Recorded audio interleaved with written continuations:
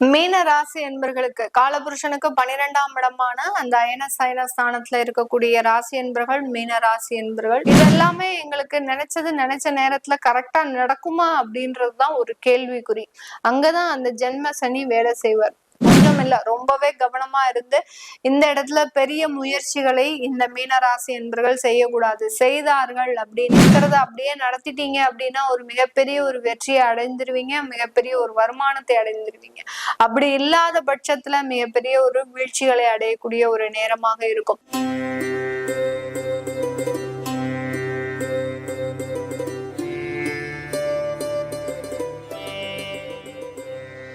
வணக்கம் நேர்களே, இன்னைக்கு நாம பார்க்கக்கூடிய சிறப்பு பதிவு சுக்கிரனுடைய பெயர்ச்சி. கும்ப ராசியில் இருக்கக்கூடிய சுக்கிரன் பகவான் வருகின்ற மார்ச் மாதம் 2ஆம் தேதி மீன ராசிக்கு பெயர்ச்சியாகி போறார். மீன ராசியில சுக்கிரன் உச்சம் அடையக்கூடிய ஒரு தருணம்.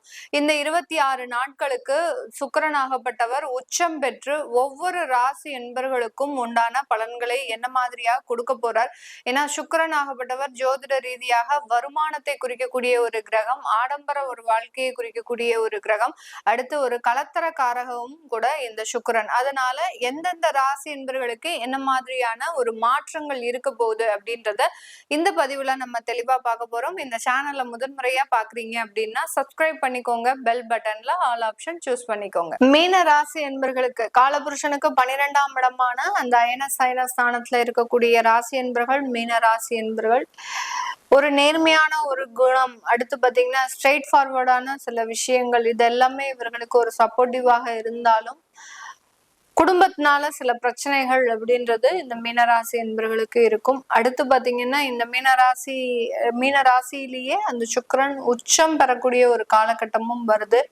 இது எல்லாமே இந்த மீனராசி என்பவர்களுக்கு ஜென்ம சனி. அடுத்து ஒரு முக்கியமான ஒரு விஷயம், கோடிட்ட இடத்தை நிரப்புக அப்படின்ற மாதிரியான ஒரு விஷயத்துல பாத்தீங்கன்னா இந்த மீனராசி என்பவர்களுக்கு ஜென்ம சனி தான் ஒரு முக்கியமான ஒரு விஷயமே. அதனால பயந்த மீனராசி என்பர்களா அப்படின்னு கேட்டீங்கன்னா கிடையவே கிடையாது. ஜென்ம சனி எல்லாம் இவர்களுக்கு எதுவுமே பண்ணாது. ஏன்னா நேர்மையான ஒரு குணமும் நேர்மையான ஒரு உழைப்பும் இருக்கிற இடத்துல சனி பகவானுக்கு வேலையே கிடையாது. அதனால மீனராசி என்பர்கள் பெரிய அளவுக்கு கவலைப்பட வேண்டாம். என்ன உங்களுடைய அந்த ஒரு வெள்ளந்தியான ஒரு குணம், எல்லாரையும் நம்பி சில பொறுப்புகளை ஒப்படைத்ததுனால சில வருமான ஏமாற்றம் இதெல்லாமே அனுபவிச்சிருப்பீங்க.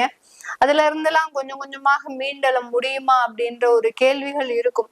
இந்த மீனராசி என்பவர்கள் பெருமளவு அந்த ஜாதக ரீதியான விஷயங்களை நம்புவதை விட மற்றவர்கள் மீது நம்பிக்கை அதிகமாக இருக்கும். எப்படியாவது நமக்கு அவங்க சரியாயிடுவாங்க அப்படின்ற ஒரு நம்பிக்கை இருக்கும்.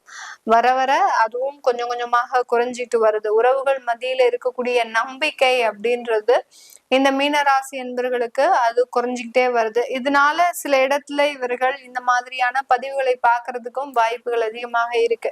என்னடா இது, நமக்கு உறவுகள் தான் எல்லாமே இருந்தோம், ஆனா அந்த உறவுகள்னாலேயே நிறைய ஏமாற்றங்கள் வருது, அதன் மூலமாக பொருளாதார வீழ்ச்சியும் வருது அப்படின்னு சொல்லக்கூடிய இந்த மீனராசி என்பவர்களுக்கு உங்களுடைய ராசியின் மீதே அந்த சுக்கிரன் உச்சம் பெறார்.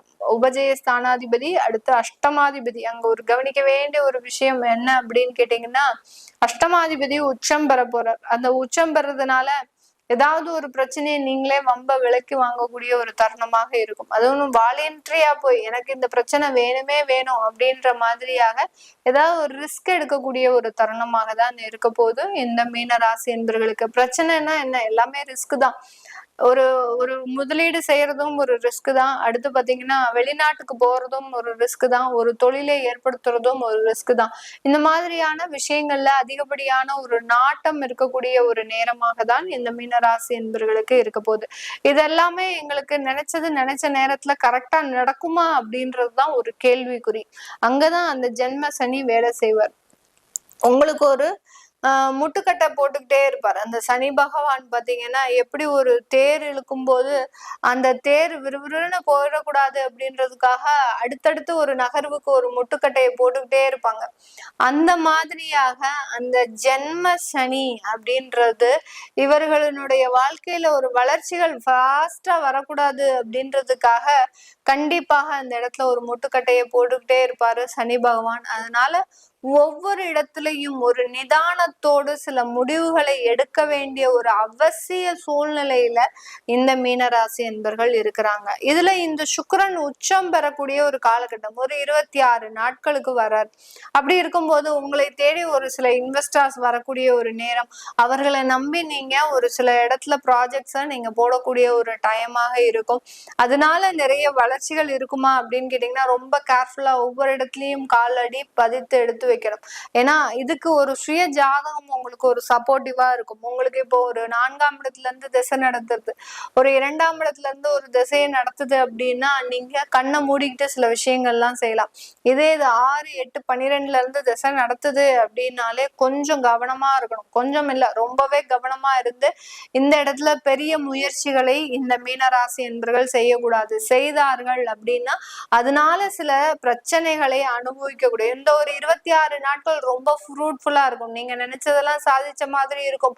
உங்களுடைய கையில பணப்புழக்கங்கள் அதிகமாக இருக்கும், ஆடம்பர வசதிகள் இருக்கும், ரொம்ப லக்ஸுரியான கார்ல போயிட்டு வர்றது இந்த மாதிரியாக எல்லாம் இருக்கும். நீங்க நினைத்த பொருட்களை வாங்கக்கூடிய ஒரு அமைப்பாகவும் இருக்கும்.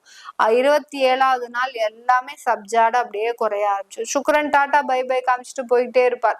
அடுத்து உங்களோட இருந்து பிரயாணிக்க போகக்கூடியவர் அந்த சனி பகவான் மட்டுமே.